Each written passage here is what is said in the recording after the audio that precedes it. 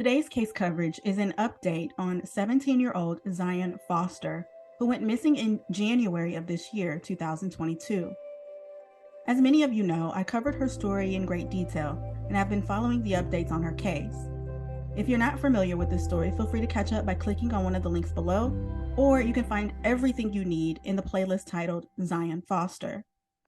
Now, I'll be honest with you, I am not at all thrilled about this video today, not one bit, because I was hoping that the next time I came to you with any information about Zion, that it would be because she'd been found, so that her family could finally be able to lay her to rest properly. But unfortunately, that's not the case. And the worst part about all of this is that even though we have a full confession and a suspect in custody, it's still not enough. Technically, no one has been charged directly with anything having to do with her disappearance. So I'll start by giving you a quick recap on this case, and then I'll share with you where we are now and talk about what happens next. And Zion Foster was a typical teenager. She was bright, she was bubbly, full of life, and she enjoyed hanging out with her family and friends. She landed her first job at the Detroit Wing Company in her hometown of Eastpointe, Michigan. And by many accounts, she was thrilled about her new level of independence.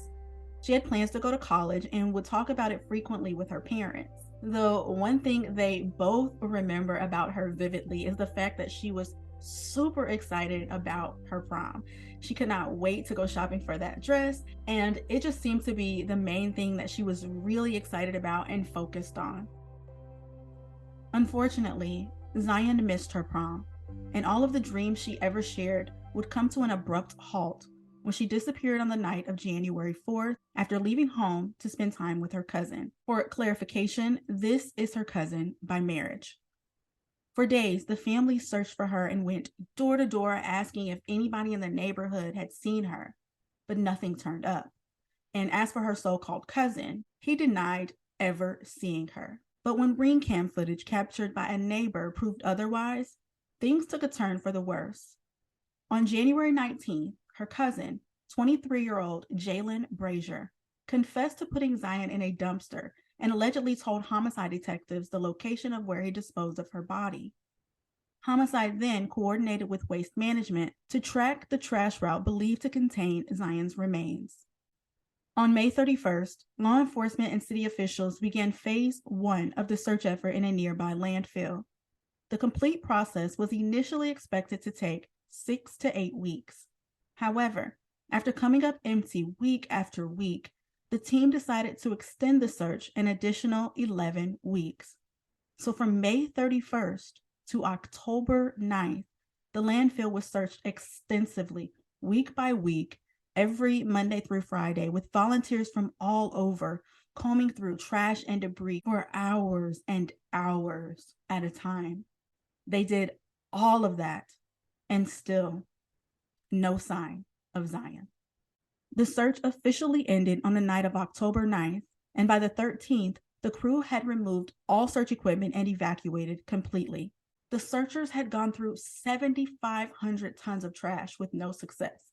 And just to put that into perspective for you, that is equivalent to 15 million pounds of garbage. So I'm sure you're all wondering, as I am, where exactly is Zion? And why hasn't she been found yet? Did Jalen lie about where he hid her body in the first place? I mean, after all, when he was questioned by authorities, he did initially say that he hadn't seen her in years, only to change his story and say that he hadn't seen her in months. So it's not like Mr. Brazier has much credibility here. Though when the question was asked at the press conference if there was a possibility that Jalen outright lied about where he put the body, this was the response. Ryan Marshall, News Radio 950. Obviously, Mr. Brazier was charged with lying to the police. With the fact that this dig was unsuccessful, is it possible that maybe this gentleman may have lied about what he did with Zion Foster's body? Sorry. No, it's not. Because we were unsuccessful in this recovery does not take away from the evidence that supports that she is there. The operations at a landfill are such that we knew going into this that it was going to be very challenging. So we did what we could with the resources that we have. But there's so much information and evidence supporting that she is there. So no, to answer your question. So according to them, the evidence they do have leads them to believe that Zion was indeed placed in a dumpster and resides in that landfill. And unfortunately, they just could not find her. Now, as I said before in a previous video, no one knows exactly why it took so long for them to search in the first place, because you have to remember, 3 months went by before city officials began the search for Zion. And just a quick trigger warning here for any of you who are sensitive to graphic details. Feel free to fast forward through what I'm about to say until you don't see this trigger warning on your screen anymore, as I will be briefly discussing the process of human decay. And I'm going to try to make this as vague as possible because I want to respect any loved ones that might see this video. So we mustn't forget that the outside exposes a body to natural elements that change not only the decomposition itself, but also the rate of decomposition. The benefit of cold temperature exposure would have been a slower process of decay. However, warmer temperatures speed up deterioration. And by the time searchers went out to look for Zion, 3 months had passed and the temperatures were increasing by the week. One would have to take into account the heat, the random wildlife, rodents, and the natural process of decay that takes place in a human body. In my personal opinion, time was the worst component in all of this. According to Aftermath, a professional biohazard remediation service provider, the human organs of a deceased body begin to liquefy after just 1 month of expiration. There are so many other things that made the search for Zion difficult from the start. Unfortunately, that's neither here nor there. City officials claim they needed time to plan and put a search team together. However, if you're up to speed on current events in the crime community, you may recall the case of Quentin Simon, a missing toddler out of Savannah, Georgia, whom law enforcement had reason to believe may be in a landfill. Though once they were equipped with this information, the city was able to begin searching for him in less than a week. And though I'm completely aware that each case is different and presents its own set of unique circumstances to consider, I did want to make note of that. Now, what about location? Could that have been an issue? Could searchers have just been looking in the wrong area of that landfill? I don't know. But in a recent article published by the Florida Times Union, Ross Gardner, a national forensics expert, explained that it's usually easy to find where to begin searching because most landfills are strategically separated into cells by location and date. The difficult part is dealing with the amount of contamination the landfill presents to the evidence. But for the most part, honing in on the right location is usually not the issue. Now, I know that we all knew going into this that there was a chance that Zion may not be found. But I know most of you, like myself, were hopeful.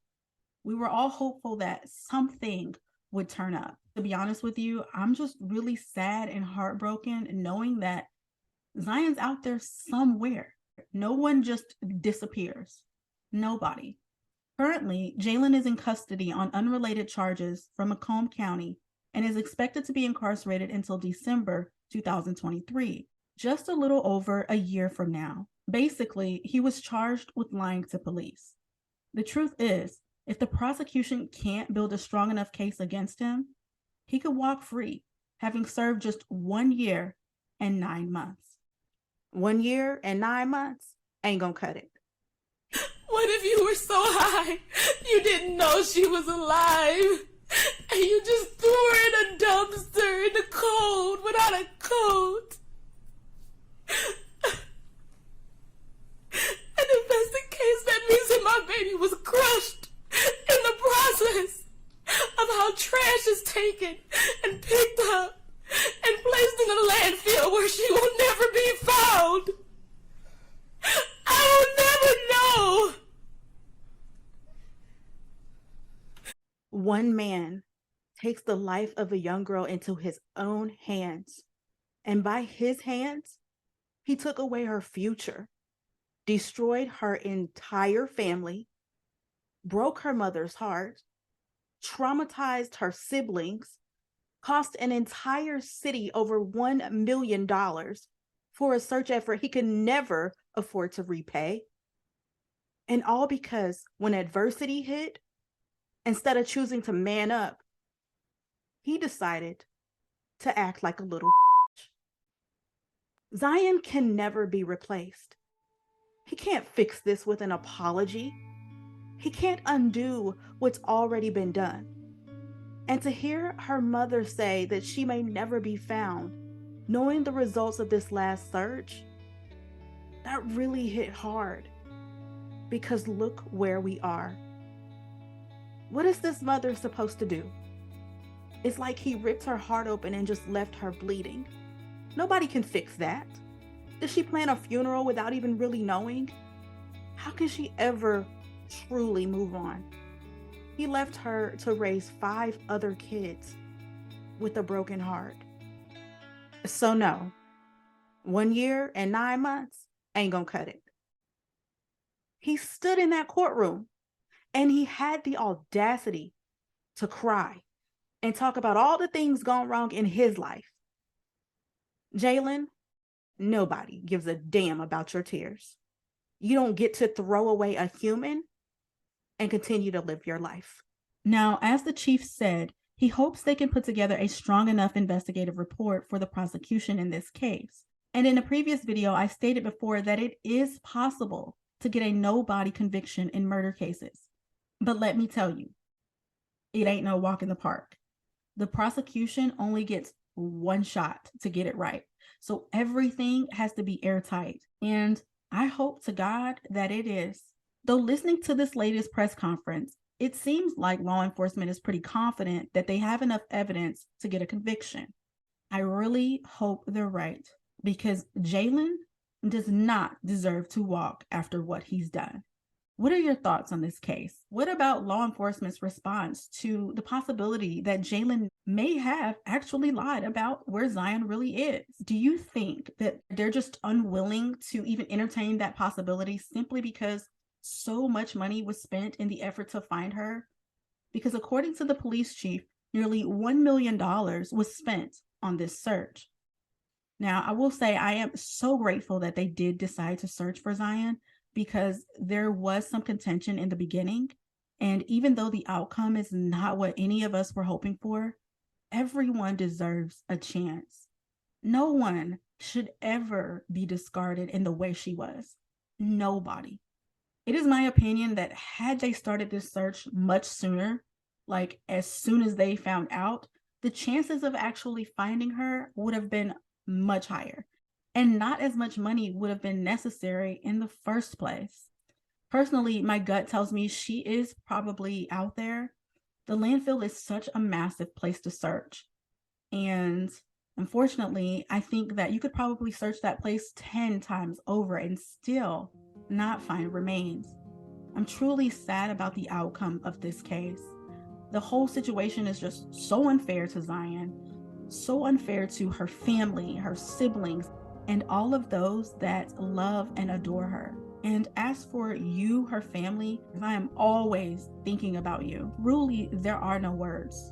And more than anything, I want you to know in your heart that no matter where Zion's body is, her soul is at rest. God bless you all. And to everyone that's watching, I want to thank you for tuning in. I hope I was able to provide some insight on the workings of this case. And don't forget to hit that like and subscribe. Until next time, my name is Shiro, and I'm out.